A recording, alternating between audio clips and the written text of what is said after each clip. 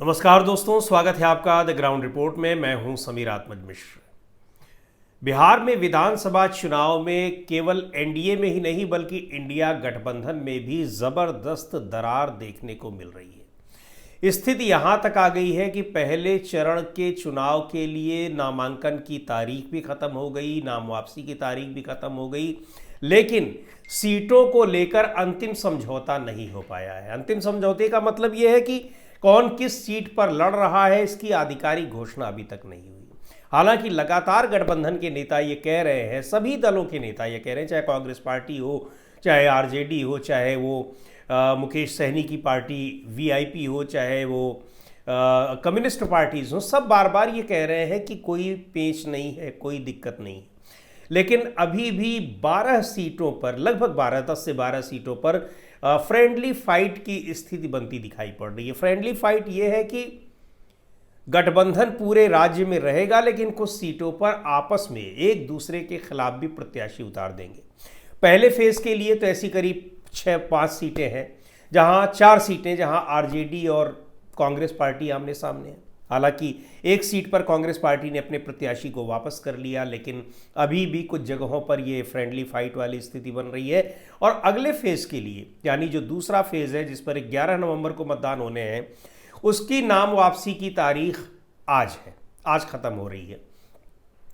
तो ये अब इसमें जो फ्रेंडली फाइट की स्थिति बन रही है, इसको लेकर अचानक स्थितियां सुधरनी शुरू हुई। कल अशोक गहलोत आए, तेजस्वी यादव से उन्होंने मुलाकात की।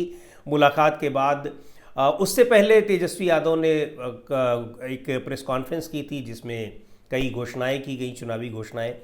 लेकिन अशोक गहलोत की मुलाकात के बाद ऐसा लगा कि अब स्थितियां सुधर रही हैं। हालांकि ये पहले भी कहा जा रहा था कि आने वाले 1-2 दिनों में एक ज्वाइंट प्रेस कॉन्फ्रेंस होगी जिसमें इस बात की घोषणा की जाएगी, चुनाव को लेकर भी कौन कितनी सीटों पर लड़ रहा है, किन सीटों पर लड़ रहा है, और साथ में चुनावी घोषणा पत्र भी जारी किया जाएगा।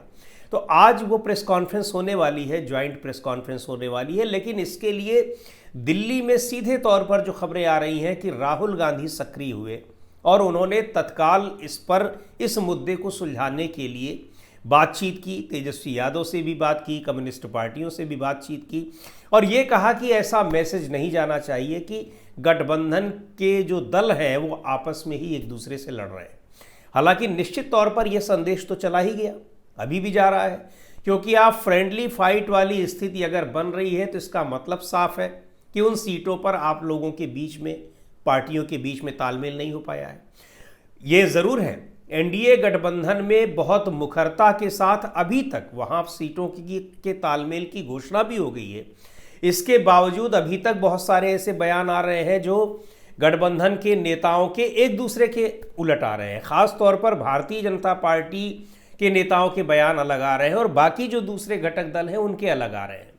एक खास महत्वपूर्ण बात यह है कि नीतीश कुमार के मुख्यमंत्री नाम को लेकर भारतीय जनता पार्टी बिल्कुल कुछ भी उसने स्पष्ट नहीं किया है, और माना जा रहा है कि नीतीश कुमार को मुख्यमंत्री बनाने के मूड में बिल्कुल नहीं है। गृह मंत्री अमित शाह ने साफ ही कर दिया है कि विधायक दल के लोग तय करेंगे, विधायक तय करेंगे। लेकिन बाकी घटक दलों के नेता सीधे तौर पर कह रहे हैं कि हम नीतीश कुमार के ही नेतृत्व में चुनाव लड़ रहे हैं, गठबंधन चुनाव जीतता है तो नीतीश कुमार ही मुख्यमंत्री बनेंगे। यानी वहां एक आपसी विवाद की स्थिति है वो सतह पर दिखाई पड़ रही है। अभी इंडिया गठबंधन में वो स्थिति नहीं दिखाई पड़ी, बावजूद इसके कि सीटों के तालमेल की औपचारिक घोषणा अब तक नहीं हुई है। अब आज माना जा रहा है कि वो घोषणा हो जाएगी ज्वाइंट प्रेस कॉन्फ्रेंस में, और उसके लिए केंद्रीय स्तर के नेताओं ने, कांग्रेस पार्टी में जो है उन लोगों ने यहाँ पर बातचीत की। और कल जब अशोक गहलोत आए थे, उनके साथ बिहार के जो प्रदेश कांग्रेस के प्रभारी हैं कृष्णा अल्लावरू, वो भी साथ में थे। और ये अब आज ये सारे पेंच सुलझ जाने की उम्मीद दिखाई पड़ रही है। लेकिन कल अशोक गहलोत ने भी कहा कि 5-7 सीटों पर फ्रेंडली फाइट जैसी स्थिति बन रही है। ये स्थिति अगर बनती है तो निश्चित तौर पर ये एक बेहतर मैसेजिंग नहीं होगी गठबंधन के तालमेल को लेकर। हालांकि कई बार ऐसा भी होता है कि जो फ्रेंडली फाइट की स्थिति बनती है तो पार्टियां वो जानबूझकर वहां फ्रेंडली फाइट होने देती हैं, क्योंकि हो सकता है कि गठबंधन में किसी एक पार्टी का उम्मीदवार कहीं बेहतर स्थिति में हो, चूंकि ऐसी स्थिति तभी आती है जहां दो पार्टियां जो फाइट कर रही हैं उन दोनों पार्टियों के वो कैंडिडेट बहुत मजबूत स्थिति में हैं, दोनों उस सीट को छोड़ने का मोह अपना जो है वो नहीं छोड़ पा रहे हैं। तो ऐसी स्थिति में हो सकता है कि किसी एक पार्टी के कैंडिडेट की जीत हो जाए, हालांकि ये संभावना बहुत कम होती है। फ्रेंडली फाइट का मतलब है कि आप उस सीट को जीत नहीं रहे हैं, साफ तौर पर यह दिखाई पड़ता है, क्योंकि आपका मतदाता वर्ग जो है, जब आपने गठबंधन कर लिया है तो आपका मतदाता वर्ग तो लगभग एक ही है। अब वो आधा आधा बटेगा, दूसरी तरफ जो आपकी विपक्षी पार्टी है निश्चित तौर पर उसका वोट अगर नहीं बटेगा तो वो ज़्यादा वोट ले जाएगी और उसके जीतने की संभावना बढ़ जाती है। खैर, जीत हार अपनी जगह है, लेकिन इसका जो संदेश जाता है मतदाताओं के बीच में वो अच्छा नहीं जाता है अगर आप फ्रेंडली फाइट कर रहे हैं तो। लेकिन कुछ सोचकर ही कर रहे होंगे, अब उसका उनको फ़ायदा होता है नुकसान होता है ये देखने वाली बात है। यहाँ एक और महत्वपूर्ण बात है और ये बात समझ में नहीं आती है। पिछली बार भी 144 सीट पर आरजेडी लड़ी थी, इस बार भी उसने 143 सीट पर, एक कम ही सीट पर उसने अपने उम्मीदवार खड़े किए हैं। कांग्रेस पार्टी ने 70 सीटों पर चुनाव लड़ा था, उसने अपने 60 सीटों पर उम्मीदवार खड़े किए हैं। कम्युनिस्ट पार्टियां सीपीआई माले जो है वो 20 सीटों पर चुनाव लड़ रही है। इस तरह से और भी जो पार्टियां हैं वो 1-2 सीटों के हेरफेर, जो उनका पिछली बार जो तालमेल था उससे 1-2 सीटें कम या ज़्यादा पर चुनाव लड़ रही हैं। जब ये ही स्थिति थी तो इसकी घोषणा करने में क्या दिक्कत थी, ये भी बड़ा सवाल है। लेकिन कहीं ना कहीं यहाँ पर आरजेडी और कांग्रेस के बीच में और कांग्रेस और लेफ्ट पार्टीज के बीच में ज़्यादातर जो दिक्कत है वो आरजेडी और कांग्रेस के बीच में ही है। और उसके बीच में इसलिए है क्योंकि कांग्रेस पार्टी के जो क्षेत्रीय नेता हैं, बिहार के नेता हैं और केंद्रीय नेता हैं, उनके बीच तालमेल की कमी है। स्थानीय स्तर पर जो प्रत्याशी हैं, कार्यकर्ता हैं, उनके बीच में तालमेल की कमी है, क्योंकि उनकी जो जानकारी होती है वो अलग होती है, ग्राउंड की रिपोर्ट होती है। और कई बार ये होता है कि प्रदेश स्तर के नेता या जो केंद्र स्तर के नेता हैं वो उन चीज़ों को नहीं समझ पाते हैं। और जब बार्गेनिंग हो रही है, जब तालमेल की बातें हो रही हैं आरजेडी के साथ या दूसरे घटक दलों के साथ, तो उसमें कई बार ये होता है कि ये तालमेल की कमी दिखाई पड़ती है। आरजेडी के भीतर भी ये है कि वहाँ पर कई मोर्चे ऐसे हैं कि बातचीत तेजस्वी यादव के ही जरिए हो रही है या उन पर दबाव बन रहा है, लालू प्रसाद का भी दबाव बन रहा है, क्योंकि ये माना जा रहा है कि सारे फैसले उन्हीं के हिसाब से लिए जा रहे हैं।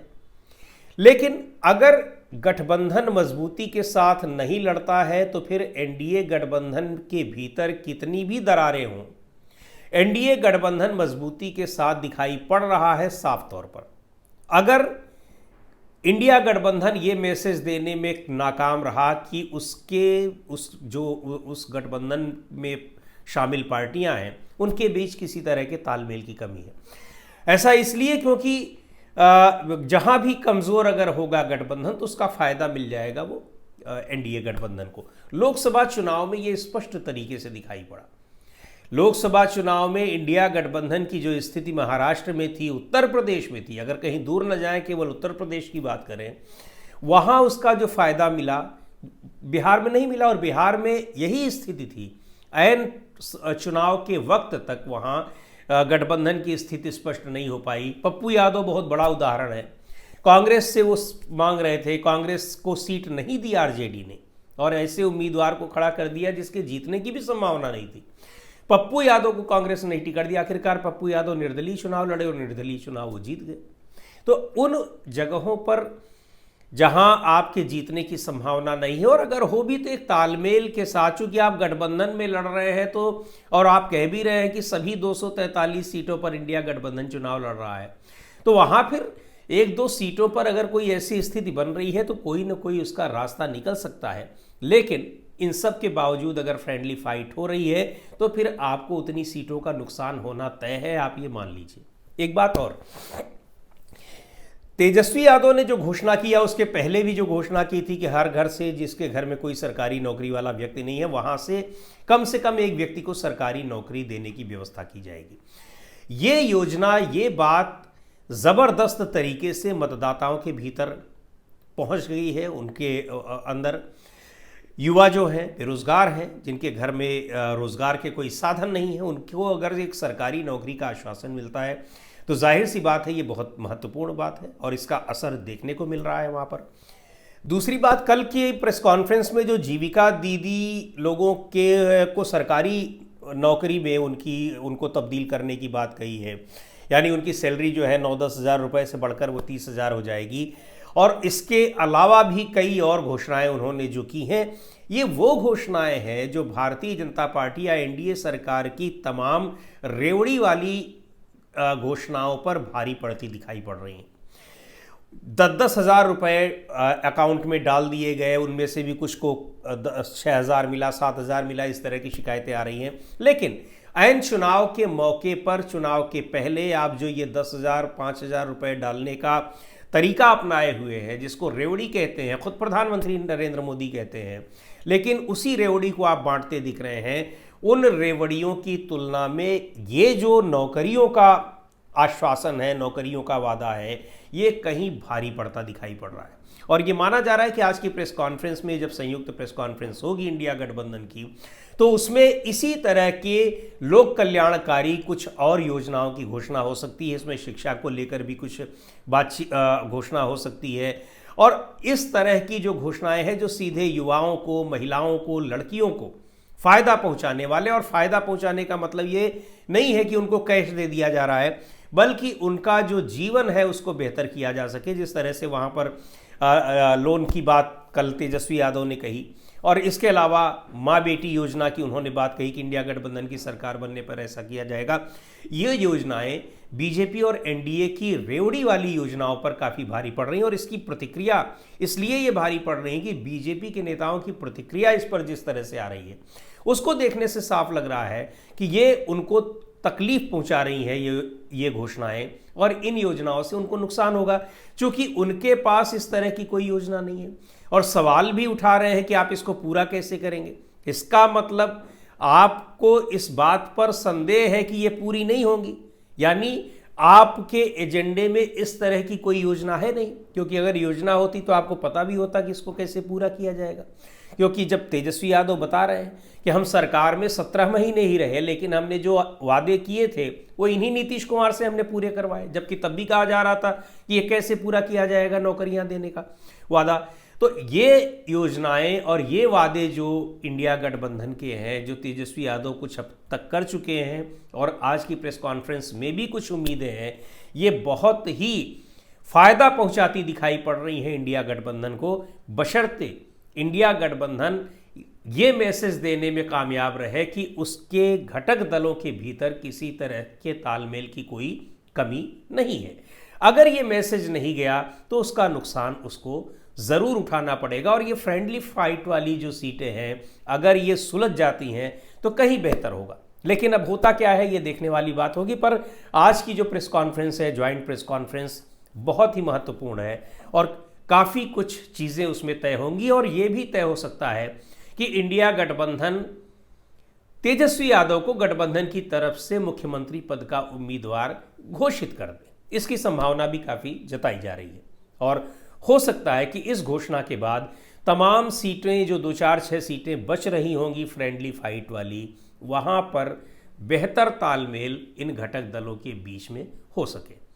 आज के इस वीडियो में इतना ही। अगले वीडियो में फिर मिलेंगे एक नए विषय के साथ, एक नए मुद्दे के साथ। द ग्राउंड रिपोर्ट के यूट्यूब चैनल को आपने अब तक सब्सक्राइब न किया हो तो ज़रूर कर लें। हमारे वीडियोस को लाइक करें, शेयर करें और अपने सुझाव भी हमें ज़रूर भेजें।